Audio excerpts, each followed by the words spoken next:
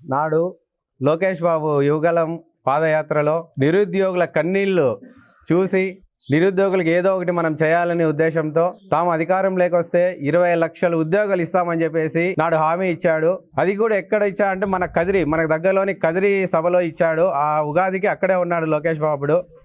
ఆ మాట ప్రకారమే గత సంవత్సరంలో మెగా డిఎస్సి నిర్వహించి 16,500 పోస్టులు టీచర్ ఉద్యోగాలు, అలాగే పోలీస్ కానిస్టేబుల్ ద్వారా 6,000 పోస్టులు అందరికి ఇచ్చారు. ఆ మాట కొనసాగింపుగా నిన్న ఉగాది రోజున మెగా జాబ్ క్యాలెండర్ కూడా రిలీజ్ చేశారు. ఆ మెగా జాబ్ క్యాలెండర్ లో 1,500 పోస్టులు, ఉన్నత విద్యాశాఖలో 1,500 పోస్టులు, అలాగే హోం శాఖలో 2,778 పోస్టులు, అలాగే ఇంజనీరింగ్ శాఖలో 750 పోస్టులు, గ్రూప్ 1 గ్రూప్ 2లో 91 పోస్టులు, 750 పోస్టులు, ఇంటర్ ఒక 2,000 చిల్లర పోస్టులు అన్నీ కలిపి నిన్న అందరికీ నిరుద్యోగులందరికీ రుచులతో కలిగిన పచ్చడిలాగా ఈ అన్ని శాఖల్లో కలిపి 10,060 పోస్టులు నిన్న మెగా జాబ్ క్యాలెండర్ రిలీజ్ చేశారు. చాలా సంతోషంగా ఉంది. ఎందుకంటే గతంలో ఇచ్చిన హామీని లోకేష్ బాబు గారు నిలబెట్టుకున్నారు. సో ఒక్కసారి మాట ఇస్తే లోకేష్ బాబు నెరవేరుస్తాడని చెప్పేసి మరోసారి నిరూపించారు.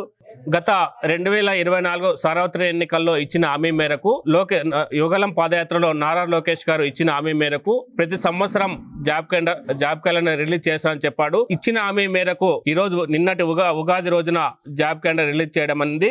అదేవిధంగా ఏదైతే ప్రభుత్వం ఏర్పడిన వెంటనే మెగా డిఎస్సి పేరుతో 16,500 ఉద్యోగాలు కల్పించడం జరిగింది.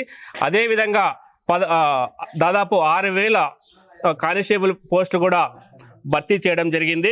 అదేవిధంగా భవిష్యత్తులో కూడా అనేక ఉద్యోగాలు కల్పిస్తానని హామీ మేరకు అనేక పరిశ్రమలు తెస్తూ ఈరోజు యువతకు భరోసా ఇవ్వడం జరుగుతుంది. అదేవిధంగా మా పెనుగొండలో కూడా మా సవితమ్మ నాయకత్వంలో జాబ్ మేళా కూడా నిర్వహించడం జరిగింది ఆల్రెడీ.